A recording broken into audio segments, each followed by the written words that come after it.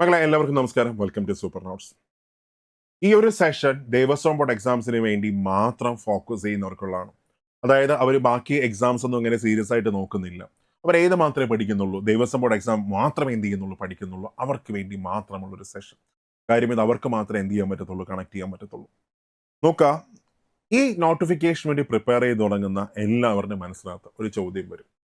ലക്ഷക്കണക്കിന് ആൾക്കാരാണ് PSC exam എഴുതുന്നത്, അല്ലെ? ഇപ്പോൾ ഒരു സീരീസ് പോലെ, ഒരു മാലപ്പടക്കം പോലെ എക്സാംസ് ഇങ്ങനെ വന്നുകൊണ്ടിരിക്കുകയാണ്. ഫോർ എക്സാമ്പിൾ LD കഴിഞ്ഞു, അത് കഴിഞ്ഞ് LGS കഴിഞ്ഞു, അതിനുശേഷമാണെങ്കിൽ ഡിഗ്രി പ്രിലിംസ് വന്നു, അതിൻ്റെ ഫസ്റ്റ് ഫേസ് കഴിഞ്ഞു, ദെൻ അത് കഴിഞ്ഞ് സെക്രട്ടേറിയറ്റ് OA കഴിഞ്ഞു, ദെൻ അത് കഴിഞ്ഞ് അടുത്ത ലാബിസ്റ്റിൻ്റെ വരാൻ പോകുന്നു, അടുത്ത CPO എക്സാം വരാൻ പോകുന്നു. അങ്ങനെ ഒരു സീരീസ് ഓഫ് എക്സാം നടന്നുകൊണ്ടിരിക്കുന്നു. അപ്പോൾ അതിനൊക്കെ നന്നായിട്ട് പഠിക്കുന്ന ആൾക്കാരുണ്ട്, പ്രത്യേകിച്ച് സെക്രട്ടേറിയറ്റ് ടെസ്റ്റിനൊക്കെ നല്ല ഡീപ്പിലി പഠിക്കുന്ന ആൾക്കാരുണ്ട്. അപ്പോൾ അവരെയൊക്കെ കടത്തിവെട്ടി എനിക്കെങ്ങനെ മുമ്പിലേക്ക് വരാൻ പറ്റും, എനിക്കെങ്ങനെ മുമ്പിലേക്ക് വന്ന് ഈ ഒരു എക്സാമിന് എനിക്ക് ക്രാക്ക് ചെയ്യാൻ പറ്റും, ഇത് എല്ലാവരും ചിന്തിക്കുന്ന ഒരു കാര്യമാണ്.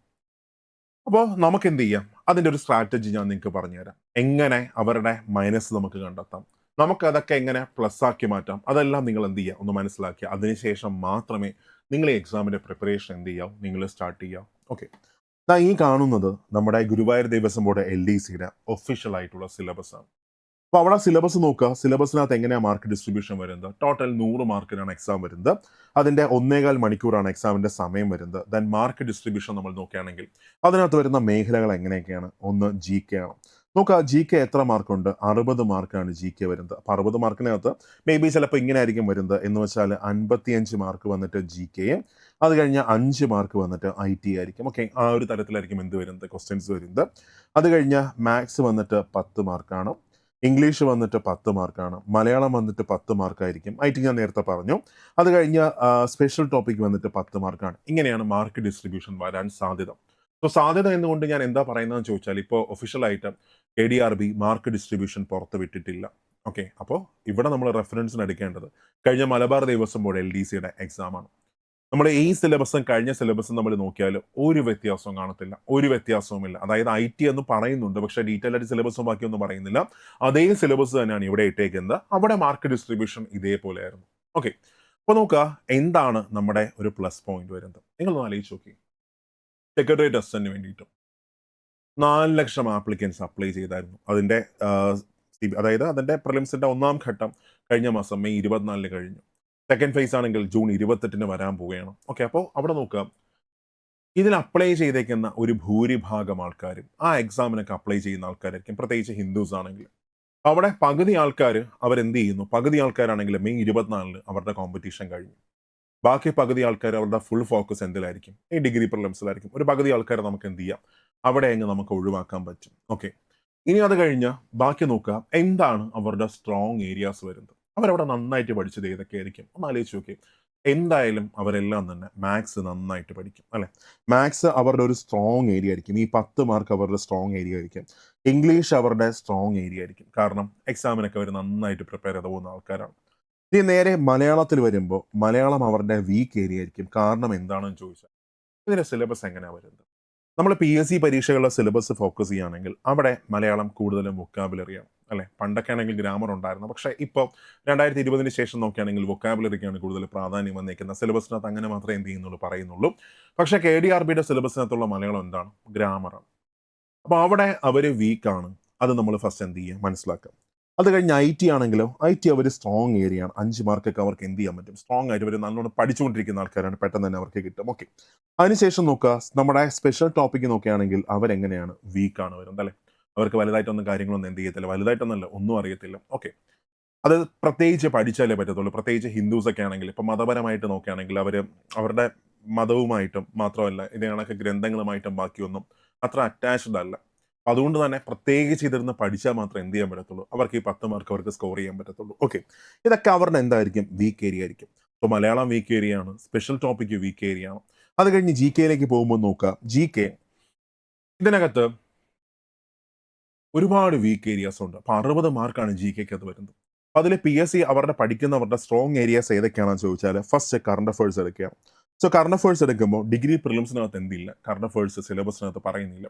അതുകൊണ്ട് തന്നെ ഒരുപാട് ക്ലാസ്സുകളൊന്നും അവർ പഠിക്കാൻ ചാൻസ് കുറവാണ്. അതെന്ത് ചെയ്യും, അവരുടെ ഒരു വീക്ക് ഏരിയ ആണ്. അത് കഴിഞ്ഞ് സാമൂഹിക സാമ്പത്തിക വ്യാവസായിക വിനിമയ മേഖലയിൽ സ്വതന്ത്രാനന്തര ഇന്ത്യ കൈവരിച്ച സുപ്രധാന നേട്ടങ്ങളും പ്രധാന വ്യക്തികളും അത് അവർക്ക് ഉറപ്പായിട്ടും കിട്ടും. അവരുടെ ഒരു സ്ട്രോങ് ഏരിയ ആണ്. കായിക രംഗത്തെ ഇന്ത്യൻ കുതിപ്പ് അവരുടെ ഒരു സ്ട്രോങ് ഏരിയ ആണ്. ഗതാഗതം ഒരു സ്ട്രോങ് ഏരിയ ആണ്. അത് കഴിഞ്ഞ സാഹിത്യകാരന്മാർ അവരുടെ രചനകൾ, തൂലികാനാമങ്ങൾ, അപരനാമങ്ങൾ, അവാർഡ് ജേതാക്കൾ അതൊരു ആവറേജ് നിലവാരത്തിൽ നിൽക്കുന്ന എല്ലാവരും നന്നായിട്ട് പഠിക്കണമെന്നൊന്നുമില്ല. ഒരുപാട് ക്ലാസ് ഒന്നും അവർക്ക് കിട്ടിക്കാണത്തില്ല. അങ്ങനത്തെ ഒരു മേഖലയാണ്. നമുക്കൊരു വീക്ക് ഏരിയ ആയിട്ട് നമുക്ക് എന്ത് ചെയ്യാം, നമുക്ക് എടുക്കാം. അതേപോലെ തന്നെ നമ്മുടെ സിവിക്സ് നോക്കുകയാണെങ്കിൽ അത് അവരുടെ സ്ട്രോങ് ഏരിയാസ് ആയിരിക്കും. പക്ഷേ ഈ മുനിസിപ്പാലിറ്റികൾ, ഗ്രാമപഞ്ചായത്തുകൾ അങ്ങനെയൊക്കെ നോക്കുമ്പോൾ ഒരു ആ ലെവലിലേക്ക് വരുമ്പോൾ അവരെന്തായിരിക്കും, അവർ വീക്ക് ആയിരിക്കും. കാര്യം അവർ പഠിച്ചേക്കുന്നത് മറ്റൊരു തലത്തിലാണ് അവർ പഠിച്ചേക്കുന്നത്. ഇത് ഉറപ്പായിട്ടും എന്ത് ചെയ്യും, അവർ വീഴും. അതുപോലെ നമ്മുടെ സഹകരണ മേഖല അവർക്ക് ഏറ്റവും ജോലി എന്ത് ചെയ്യത്തില്ല, കാണത്തില്ല. അവരെന്ത് ചെയ്യും, വീഴും. പ്രത്യേകിച്ച് മാത്രമുള്ള ടോപ്പിക്കുകളാണ്. അതിനുശേഷം നോക്കുക, നമ്മുടെ ഫോറസ്റ്റ് ഒക്കെ നോക്കുകയാണെങ്കിൽ, ഇന്ത്യൻ ഫോറസ്റ്റും കേരള ഫോറസ്റ്റ് ഒക്കെ നോക്കുകയാണെങ്കിൽ അവിടെ ജോഗ്രഫി 5 മാർക്ക് മാത്രമേ വരുന്നുള്ളൂ. അപ്പോൾ ജോഗ്രഫി എല്ലാവരും വളരെ ഡീപ്പായിട്ടൊന്നും എന്ത് ചെയ്യും, പഠിക്കത്തില്ല. ഒരു PSC എക്സാമിന് പഠിക്കത്തില്ല. പ്രധാനമായിട്ട് സെലക്റ്റീവ് ആയിട്ടുള്ള ടോപ്പിക്കുകൾ മാത്രമേ പഠിക്കത്തുള്ളൂ. സ്ട്രക്ചർ ഓഫ് എർത്ത്, അറ്റ്മോസ്ഫിയർ, നദികൾ, ഭൂപ്രകൃതി, അത് കഴിഞ്ഞ് ലാൻഡ് ഫോംസ്, മാപ്പ്, ഇതിലൊക്കെ എന്ത് ചെയ്യും, അവരുടെ പഠിത്തം തീരും. ഇതൊക്കെ അവർ ഇനി പ്രത്യേകിച്ച് എടുത്തു പഠിച്ച് വരേണ്ട സാധനങ്ങളുണ്ട്. മാത്രമല്ല മറന്നു പോകാനുള്ള ചാൻസ് ഭയങ്കര കൂടുതലായിരിക്കും. ദെൻ കോൺസ്റ്റിറ്റ്യൂഷൻ ഒക്കെ നോക്കുകയാണെങ്കിൽ അവരുടെ സ്ട്രോങ് ഏരിയ ആണ്. അപ്പോൾ ഇതേപോലെ കുറെ സ്ട്രോങ് ഏരിയ, വീക്ക് ഏരിയ, ബാക്കി എല്ലാ സാധനങ്ങളും ഉണ്ട്. അത് എല്ലാവരും ഒന്ന് മനസ്സിലാക്കാം.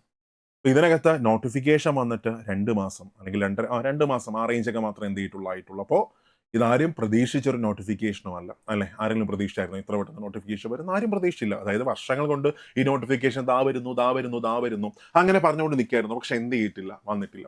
അപ്പോൾ ഇത് ആര് പഠിച്ചു തുടങ്ങിയാലും, ഈ എക്സാമിന് വേണ്ടിയിട്ട് ആര് പഠിച്ചു തുടങ്ങിയാലും അവരൊക്കെ തന്നെ പ്രിപ്പറേഷൻ സ്റ്റാർട്ട് ചെയ്തിട്ട് കുറച്ചു കാലം മാത്രമേ ആയിട്ടുള്ളൂ. അപ്പോൾ നിങ്ങൾ ഫസ്റ്റ് നിങ്ങൾ ചിന്തിക്കുക, നിങ്ങളെല്ലാവരും ഒരേ ലൈനിലാണ് എന്ത് ചെയ്യുന്നത്. അതായത് PSC പഠിക്കുന്ന ആൾക്കാരായിക്കോട്ടെ, ഇതിനു വേണ്ടി പ്രിപ്പയർ ചെയ്യുന്ന ആൾക്കാരായിക്കോട്ടെ, ഏതാണ്ട് ഒരേ ലൈനാണ്. അവർക്ക് കുറച്ച് സ്ട്രോങ് ഏരിയാസ് ഉണ്ട്, ഞാൻ അംഗീകരിക്കുന്നു. ഏതൊക്കെയാണ്? ഇംഗ്ലീഷ് സ്ട്രോങ് ഏരിയ ആണ്, മാത്സ് സ്ട്രോങ് ഏരിയ ആണ്, GKയിലെ സെലക്റ്റീവ് ആയിട്ടുള്ള ടോപ്പിക്കുകൾ ഏതാണ് സ്ട്രോങ് ഏരിയ ആണ്. പക്ഷേ വീക്ക് ഏരിയാസ് ആണ് എന്ത് ചെയ്യുന്നത്, കൂടുതലും വരുന്നത്. കാരണം ഇത് സിലബസ് എൻറ്റയർലി ഡിഫറെൻ്റ് ആണ്, അല്ലെ? റോഡ് ഗതാഗതം മീൻസ് റോഡ്, അതിന്റെ നിയമങ്ങൾ, അതൊക്കെ വരെ നമ്മുടെ ഈ സിലബസിനകത്ത് കിടപ്പുണ്ട്. അപ്പോൾ അതൊക്കെ അവരെ കേട്ട് പോലും എന്ത് ചെയ്യത്തില്ല, കാണത്തില്ല. അപ്പോൾ ഇനി നമ്മുടെ സ്ട്രക്ചർ എങ്ങനെയായിരിക്കണം? ഓക്കെ, നമുക്കിനി എങ്ങനെ നമുക്ക് പ്രിപ്പയർ ചെയ്യാം? അപ്പോൾ സങ്കല്പിക്കുക, ദാ ഈ കാണുന്നത് നിങ്ങളാണെന്ന് എന്ത് ചെയ്യുക, നിങ്ങളൊന്ന് സങ്കല്പിക്കുക. ഞാനിവിടെ എന്ത് ചെയ്തു, നിങ്ങൾ അങ്ങ് വരച്ചു. ഓക്കെ, ഇത് നിങ്ങളാണെന്ന് ജസ്റ്റ് ഒന്ന് സങ്കല്പിക്കുക. ഓക്കെ, ഇനി നമുക്ക് ചെയ്യേണ്ട കാര്യങ്ങൾ എന്തൊക്കെയാണ്? ഒന്ന്, അവരുടെ സ്ട്രോങ് ഏരിയാസ് നമുക്കൊന്ന് ഐഡന്റിഫൈ ചെയ്യാൻ പറ്റണം. ഏതൊക്കെയാണ് അവരുടെ സ്ട്രോങ് ഏരിയാസ് ആയിട്ട് വരുന്നത്? ഒന്ന്, അവരുടെ സ്ട്രോങ് ഏരിയാസിൽ ഇംഗ്ലീഷ് അവരുടെ സ്ട്രോങ് ഏരിയ ആണ്. ശരിയല്ലേ? ഒരു ഡൗട്ടും ഇല്ല, ഇംഗ്ലീഷ് വന്നിട്ട് അവരുടെ സ്ട്രോങ് ഏരിയ ആണ്. അതിനുശേഷം 2, മാത്സ് നമ്മൾ നോക്കുകയാണെങ്കിൽ എന്താണ്, അവരുടെ സ്ട്രോങ് ഏരിയ ആണ്. അതിനകത്തും വേറെ സംശയമൊന്നുമില്ല. അത് കഴിഞ്ഞ് മൂന്നാമതായിട്ട് പൊളിറ്റി അവരുടെ സ്ട്രോങ് ഏരിയ ആണ്. പൊളിറ്റി എന്നൊക്കെ അവർക്ക് ക്വസ്റ്റ്യൻസ് കിട്ടും. അത് കഴിഞ്ഞ് ആർട്സ്, സ്പോർട്സ്, ലിറ്ററേച്ചർ ഒക്കെ അവരുടെ സ്ട്രോങ് ഏരിയ ആണ്. പിന്നെ അത് കഴിഞ്ഞ് സിവിക്സിലെ കുറേ ടോപ്പിക്കുകൾ അവരുടെ സ്ട്രോങ് ഏരിയ ആണ്. അപ്പോൾ അവരുടെ സ്ട്രോങ് ഏരിയാസ് എന്ത് ചെയ്യുക, ഫസ്റ്റ് ഐഡന്റിഫൈ ചെയ്യുക. അത് കഴിഞ്ഞ് അവരുടെ വീക്ക് ഏരിയാസ് ഏതൊക്കെയായിരിക്കും? മലയാളം, ഗ്രാമർ അവരുടെ വീക്ക് ഏരിയ ആണ്. ഓക്കെ, അത് കഴിഞ്ഞ് സ്പെഷ്യൽ ടോപ്പിക്ക് വന്നിട്ട് അവരുടെ എന്താണ്, വീക്ക് ഏരിയ ആണ്. സ്പെഷ്യൽ ടോപ്പിക്സ് വന്നിട്ട് അവരെന്ത് കേട്ടിട്ട് പോലും എന്ത് ചെയ്യത്തില്ല, കാണത്തില്ല. അവരുടെ വീക്ക് ഏരിയ ആണ്. അതിനുശേഷം GKയിലെ പ്രധാനപ്പെട്ട കുറേ ടോപ്പിക്കുകളുണ്ട്. മാത്രമല്ല നിങ്ങൾ പ്രീവിയസ് ക്വസ്റ്റ്യൻസ് ഒക്കെ നോക്കുകയാണെങ്കിൽ ഈ ദേവസ്വം ബോർഡ് ചോദിക്കുന്ന ക്വസ്റ്റ്യൻസ് മറ്റൊരു തരത്തിലാണ്. PSC ആണെങ്കിലോ മറ്റൊരു ലെവലിലാണ് എന്ത് ചെയ്യുന്നത്, നിൽക്കുന്നത്. അപ്പോൾ ഭയങ്കര ലെവലിൽ പ്രിപ്പയർ ചെയ്യുന്ന ഒരാൾക്ക് താഴെ എന്ത് ചെയ്യും, അവരുടെ വീക്കായിരിക്കും. ഉറപ്പായിട്ട് സിമ്പിളായിട്ട് അവരുടെ വീക്കായിരിക്കും. ഓക്കെ, ഉദാഹരണം പറഞ്ഞാലും വേറെ ഒന്നും വേണ്ട, കേരളത്തിലെ ഏറ്റവും വലിയ ഗ്രാമപഞ്ചായത്ത് ഏതാണെന്നോ, അല്ലെങ്കിൽ കേരളത്തിലെ ഏറ്റവും വലിയ മുനിസിപ്പാലിറ്റി ഏതാണെന്നോ, അല്ലെങ്കിൽ ഏറ്റവും അധികം ജനസംഖ്യയുള്ള മുനിസിപ്പാലിറ്റി ഏതാണെന്നൊക്കെ ചോദിച്ചാൽ എത്ര PSC പഠിക്കുന്നവർ, നല്ല റേഞ്ചിൽ നിൽക്കുന്നവർക്ക് പോലും എന്ത് ചെയ്യത്തില്ല, ബേസിക് ഫണ്ടമെന്റൽസ് എപ്പോഴും എന്തായിരിക്കും, വീക്കായിരിക്കും. ഫോർ എക്സാമ്പിൾ, കേരളത്തിലെ ഏറ്റവും വടക്കേ അറ്റത്തുള്ള മുനിസിപ്പാലിറ്റി ഏതാണെന്ന് ചോദിച്ചാൽ പോലും പലരും കണ്ണൂരായിരിക്കും എന്ത് ചെയ്യുന്നത്, പറയുന്നത്. അല്ല, ആൻസർ അതല്ല. അപ്പോൾ അവിടെ ആ ഏരിയാസ് ഒക്കെ എന്തായിരിക്കും, വീക്കായിരിക്കും. അത് നമ്മളൊന്ന് ഐഡന്റിഫൈ ചെയ്യുക, വീക്ക് ഏരിയാസ് ഏതാണ്, സ്ട്രോങ് ഏരിയാസ് ഏതാണ്. ഓക്കെ, അപ്പോൾ മലയാളം വീക്ക് ഏരിയ ആണ്, സ്പെഷ്യൽ ടോപ്പിക്ക് വീക്ക് ഏരിയ ആണ്, GKയിലെ ഒരുപാട് ഭാഗം എന്താണ്, വീക്ക് ഏരിയാസ് ആണ്. പിന്നെ അത് കഴിഞ്ഞ് ഈ ദേവസ്വത്തിന്റെ പ്രീവിയസ് ക്വസ്റ്റ്യൻ ഡിസ്കഷൻ, POQ എല്ലാം തന്നെ അവരുടെ എന്തായിരിക്കും, വീക്ക് ഏരിയ ആയിരിക്കും. ഓക്കെ, അപ്പോൾ ഇവിടെ നമ്മൾ എന്ത് ചെയ്തു, സ്ട്രോങ് ഏരിയാസ് നമ്മൾ മനസ്സിലാക്കി, വീക്ക് ഏരിയാസ് നമ്മൾ മനസ്സിലാക്കി. ഇനി നമ്മൾ ചെയ്യേണ്ട എന്താണ്, ഇനിയുള്ള ദിവസങ്ങൾ കൊണ്ട് നമ്മൾ എന്ത് ചെയ്യണം? ഇത്രയേ ഉള്ളൂ. ഒന്ന്, ഇംഗ്ലീഷ്, മാത്സ് നന്നായിട്ട് എന്ത് കൊടുക്കുക, പ്രാധാന്യം കൊടുക്കുക. ഇംഗ്ലീഷ്, മാത്സ് നന്നായിട്ട് പ്രാധാന്യം കൊടുക്കുക. എന്തുകൊണ്ട് നന്നായിട്ട് പ്രാധാന്യം കൊടുക്കണമെന്ന് ചോദിച്ചാൽ റീസൺ എത്രയേ ഉള്ളൂ, അവരുടെ സ്ട്രോങ് ഏരിയ ആണത്, അല്ലെ? ഒരിക്കലും അവരവരുടെ മാർക്ക് എന്ത് ചെയ്യത്തില്ല, അവിടെ മിസ്സാക്കത്തില്ല. അപ്പോൾ അവിടെ നമ്മളും എന്ത് ചെയ്യണം, നമ്മുടെ പവർ അവിടെ കൂട്ടണം. നമുക്കും ആ മേഖല നന്നായിട്ട് കൈകാര്യം ചെയ്യാൻ പറ്റണം. വലിയ റേഞ്ചുള്ള ക്വസ്റ്റ്യൻ ഒന്നും ആയിരിക്കത്തില്ല. സാധാരണ ക്വസ്റ്റ്യൻസ് ഒക്കെ ആയിരിക്കും വരുന്നത്. ഇനി നമ്മുടെ മുമ്പിൽ ഏതാണ്ട് 34ഓളം ദിവസങ്ങൾ നമ്മുടെ മുമ്പിലുണ്ട്. ആ ദിവസങ്ങൾ കൊണ്ട് ഇംഗ്ലീഷും മാത്സും നമുക്ക് തീർക്കാൻ പറ്റും. ഒരു ഡൗട്ടും ഇല്ല. ഇപ്പോൾ മാത്സ് ഒക്കെ എടുക്കുകയാണെങ്കിൽ 9 ടോപ്പിക്കുകൾ മാത്രമേ ഇതിനകത്ത് വരുന്നുള്ളൂ. ഒരുപാട് കാര്യങ്ങളൊന്നും പഠിക്കേണ്ട. വെറും സെലക്റ്റീവ് ആയിട്ടുള്ള ടോപ്പിക്കുകൾ മാത്രമേ എന്ത് ചെയ്യുന്നുള്ളൂ ഇതിനകത്ത് വരുന്നുള്ളൂ. അപ്പോൾ അതുപോലെ തന്നെ ഇംഗ്ലീഷ് നോക്കുകയാണെങ്കിൽ ഗ്രാമർ അത്യാവശ്യം നന്നായിട്ടുണ്ട്. വൊക്കാബുലറി നന്നായിട്ടുണ്ട്. ഇനിയുള്ള ദിവസങ്ങൾ കൊണ്ടാലും നമുക്ക് എന്ത് ചെയ്യാൻ പറ്റും? പഠിച്ച് തീർക്കാൻ പറ്റും. ഓക്കെ.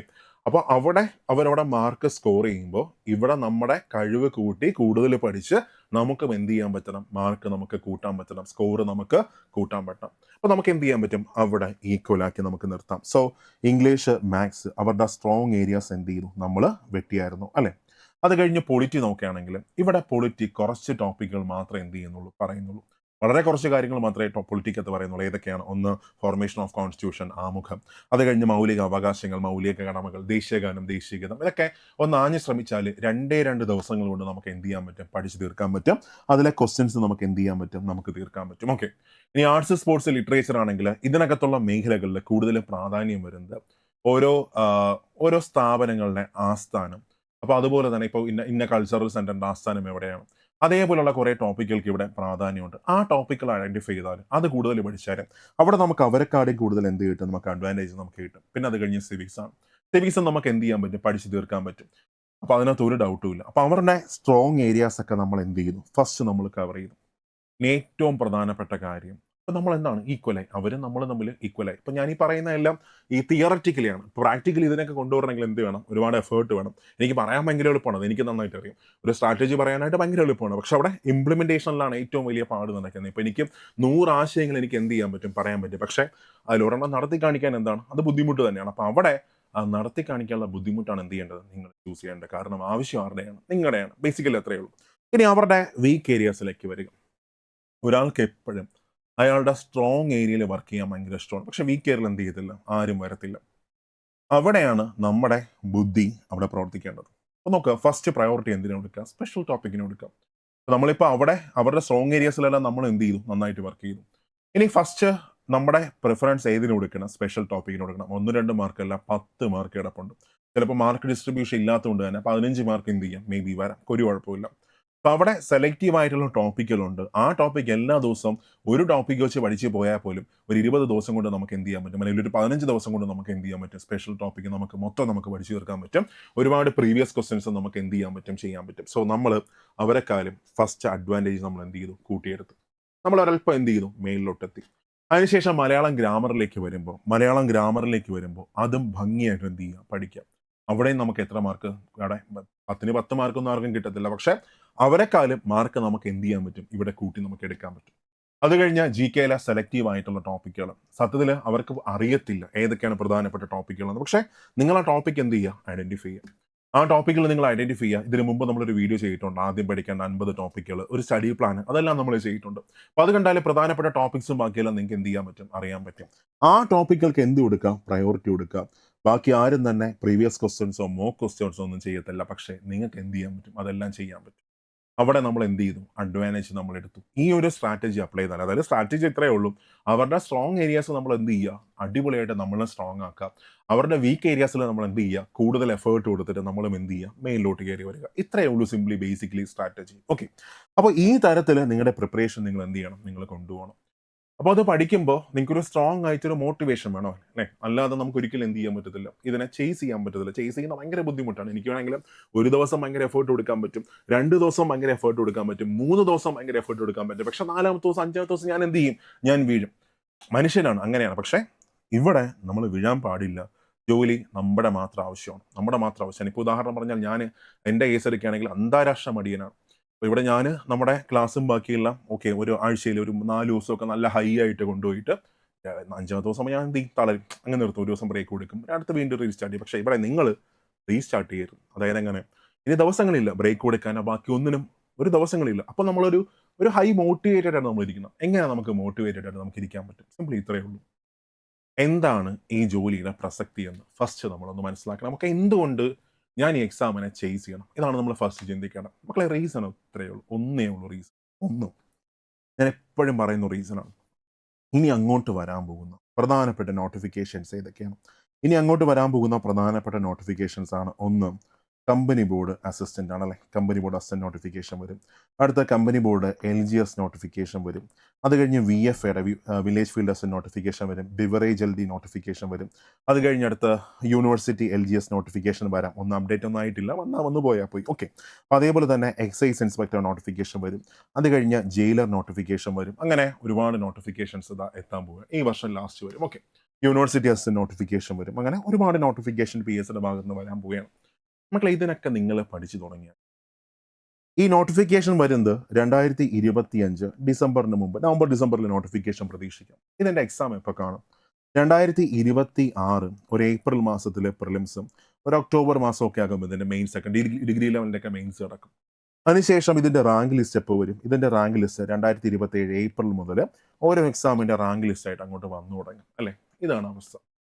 എന്ന് വെച്ചാൽ ഇനിയുള്ള ഏതൊരു എക്സാമിന് വേണ്ടി നിങ്ങൾ പഠിച്ചാലും നിങ്ങൾ ജോലി കയറുന്ന വർഷം 2027 28 29 ആ സമയത്തേക്ക് നമ്മൾ കയറത്തുള്ളൂ. കാര്യം റാങ്ക് ലിസ്റ്റിന് 2030 വരെയാണ് കാലാവധി ഉള്ളത്. എല്ലാ റാങ്ക് ലിസ്റ്റിനും 2030 വരെ കാലാവധി ഉണ്ട്. അപ്പോൾ ആ സമയത്തായിരിക്കും നമ്മൾ കയറുന്നത്. ഓക്കെ, എത്ര വർഷങ്ങൾ കഴിയണം? 2 വർഷം കഴിഞ്ഞ് നമുക്ക് എന്ത് ചെയ്യാൻ പറ്റത്തുള്ളൂ? ജോലിക്ക് പോലും എന്ത് ചെയ്യാൻ പറ്റത്തുള്ളൂ? കയറാൻ പറ്റത്തുള്ളൂ. പക്ഷേ ഇവിടെ എന്താണ് പ്രത്യേകത? നമ്മൾ ദേവസ്വം ബോർഡിൽ നമ്മൾ കയറുകയാണെങ്കിൽ നമുക്ക് ഈ വർഷം ലാസ്റ്റ് തന്നെ നമുക്ക് എന്ത് ചെയ്യാൻ പറ്റും? ഈ വർഷം അവസാനം തന്നെ നമുക്ക് ജോലിക്ക് കയറാൻ പറ്റും. ഇതാണ് ഏറ്റവും വലിയ പ്രത്യേകത. ഒരുപാട് കാലമൊന്നും കാത്തിരിക്കേണ്ട, ഈ വർഷം ലാസ്റ്റ് തന്നെ നമുക്ക് ജോലിക്ക് കയറാം. ഓക്കെ, പിന്നെ നിലവിൽ തന്നെ എത്ര വേക്കൻസി ഉണ്ട്? 36 വേക്കൻസി ഉണ്ട്. ഇനി മറ്റൊരു അഡ്വാൻറ്റേജ് കൂടെ. എന്താ മറ്റൊരു അഡ്വാൻറ്റേജ്? ഇത് കഴിഞ്ഞ് ഉടനെ തന്നെ ഇതേ സിലബസിൽ ഇതേ സിലബസിൽ ഒരു മാറ്റവും വരാൻ ചാൻസ് കുറവാണ്. പുതിയ നോട്ടിഫിക്കേഷൻ വരാൻ പോവുകയാണ്. ഏതാണ്? തിരുവിതാംകൂർ ദേവസ്വം LDC നോട്ടിഫിക്കേഷൻ വരാൻ പോവുകയാണ്. തിരുവിതാംകൂർ ദേവസ്വം LDC ഇപ്പോൾ എന്തായാലും അടുത്ത മാസമൊക്കെ ആകുമ്പോൾ എന്ത് ചെയ്യും? ഈ മാസം അവസാനം അല്ലെങ്കിൽ അടുത്ത മാസം പുതിയ നോട്ടിഫിക്കേഷൻ വരും. ഓൾറെഡി വിജ്ഞാപനമൊക്കെ തയ്യാറാക്കിയിരിക്കുകയാണ്. എത്രയും പെട്ടെന്ന് നമുക്ക് എന്ത് ചെയ്യാം? നോട്ടിഫിക്കേഷൻ പ്രതീക്ഷിക്കാം. അവിടെ ദേവസ്വം ബോർഡ്, തിരുവിതാംകൂർ ദേവസ്വം ബോർഡ് LDCക്ക് നിലവിൽ തന്നെ എത്ര വേക്കൻസി കിടപ്പുണ്ട്? നിലവിൽ തന്നെ 124 വേക്കൻസി കിടപ്പുണ്ട്. സെയിം സിലബസാണ്. 124 വേക്കൻസി നിലവിലുണ്ട്. റാങ്ക് ലിസ്റ്റിന് 3 വർഷം കാലാവധിയുണ്ട്. കഴിഞ്ഞ റാങ്ക് ലിസ്റ്റ് നോക്കുകയാണെങ്കിൽ ആ റാങ്ക് ലിസ്റ്റിലെ മൊത്തം ആൾക്കാർക്കും എന്ത് കിട്ടി? ജോലി കിട്ടി.